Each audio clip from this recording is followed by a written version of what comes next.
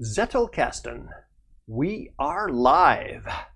Zettelkasten, we are live. Hello, everyone. I'm glad to have you visit with me here today. What is Zettelkasten? Well, it comes from two German words put together. It means a slip in a box. Niklas Luhmann, many years ago, started this approach as a second brain approach for himself. And I just stumbled across it, I don't know, a little over a year ago, I'm not sure, and have started to do this to track knowledge for myself, to take clutter out of my head and put it on paper. And you can look at my past videos on this topic, and it really has been working very well. Now, I've been a little bit quiet on the topic over the last little while, over Christmas and so on, but I've still been using this. We're picking up. And we're picking up now because I've started a couple of new work projects, and I'm going to use Zettelkasten both to track knowledge and to document the projects, and then to track knowledge and to use these as kind of a second brain.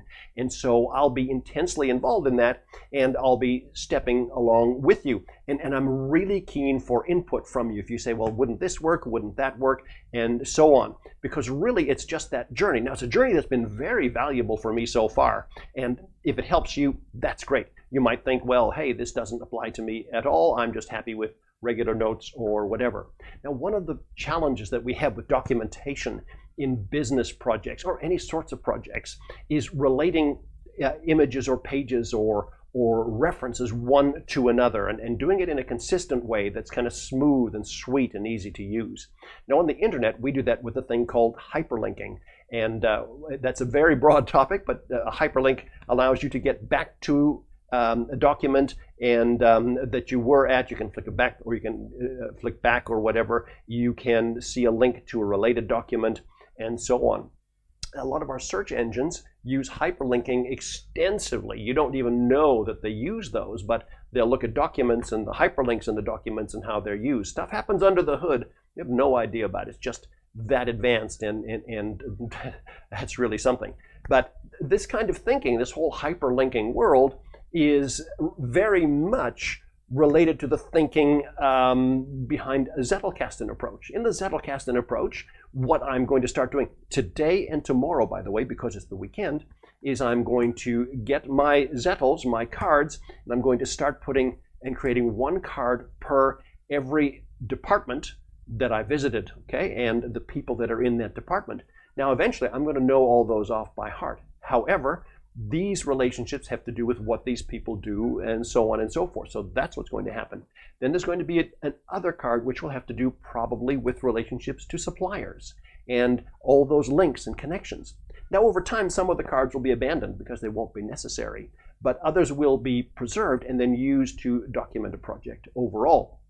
And so this is how this will work. Now, I've already noted, and I noted it on my run this morning, and by the way, it's beautiful and warm out here in the big city today. I noted on my run this morning that this and two other projects have some parallel points. There's a lot of interconnectivity. Well, not interconnectivity, it's exactly the same things I need to learn to make all these work together. And it's like, isn't that amazing? I just never saw that. Now, that's the way your mind works without a Zettelkasten approach. But in the Zettelkasten approach, I'll be able to take that card for project A and then link it onto this card for project B and that card for project C. I think you get what we're doing here. And then you begin to see how all that flows together. Now, the other thing that I've thought about a lot, and I'd be very keen for your comments on this, is that you just don't know in terms of documenting a project, what should be documented and what shouldn't, what's important and what's not.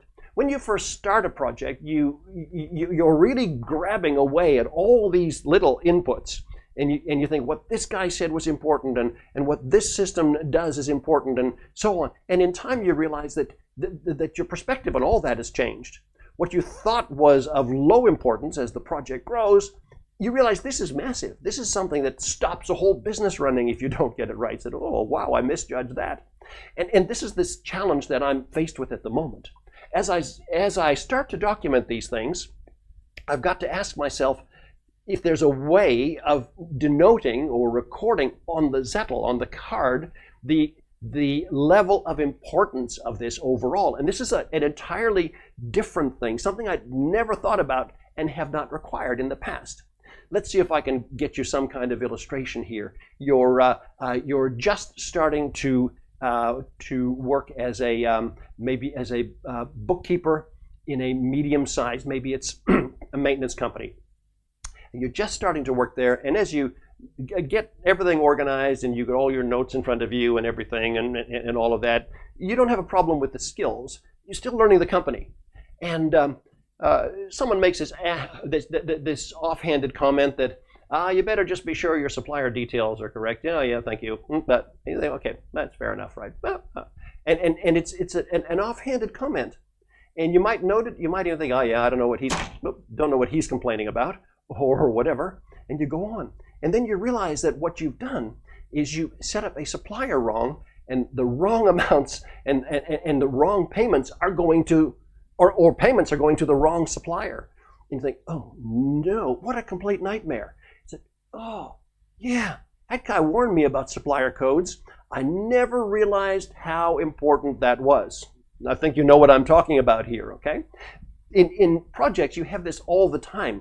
You're trying to get all of the elements, all the inputs together in one place. You have all these arrows pointing to this one glob of stuff that's in front of you that might be very daunting. But over time, you realize which ones of these are important and which ones are not. Hey, there's something else, when you're doing projects, by the way, especially in complicated businesses. You've got to determine who the squeaky wheels are, that is, what kind of people problems you're going to deal with, and whether those squeaky wheels are really important to the company itself. Okay, so maybe there's Billy Blog in the corner and he complains about everything, and Billy Blog's he never stops griping and whinging about just whatever's going on, and he's loud and he's got your attention, and the moment you walk in he's got your ear, and he's walking out to the water cooler with you, and he's constantly complaining. You think, man, this is really important. I need to listen to what this guy's saying, only to find out that everybody in the company just can't wait till he retires because he just constantly disrupts, okay? And those are also hard measurements. So I've got to apply the same set of importance measurements to staff members. I've got to do it on my cards in such a way that somebody else coming along doesn't read the wrong thing about that. It may just be a personal opinion. And then you notice something else? I hope you don't mind me rambling here, but you can see how Zettelkasten used correctly might work. And I'll let you in on everything that I've learned. Maybe I can help you with this. You've also got these other problems. That is that there are people who don't like you. That you should immediately, you just know, the moment you shook their hand, it's like that person's looking at you and saying, I don't like this guy. Well, you're going to have to work with this one, right? And there's an other side. You meet people, I don't particularly like this one. I'm not really looking forward to working with this one or that one. And you realize that prejudice is something you have to overcome in your life. Well, I'm probably going to have to find a way to note, I don't think this person trusts me. I don't think this person likes me, right? Just for future reference. And who knows? Now, some of those things, you're probably not going to write on a card, I don't think Mary Sue likes me. But I'd have to somehow use my Zettels to remind myself. Because 2 to 3 years down the way, if the project lasts that long, it might be useful for me to remember that.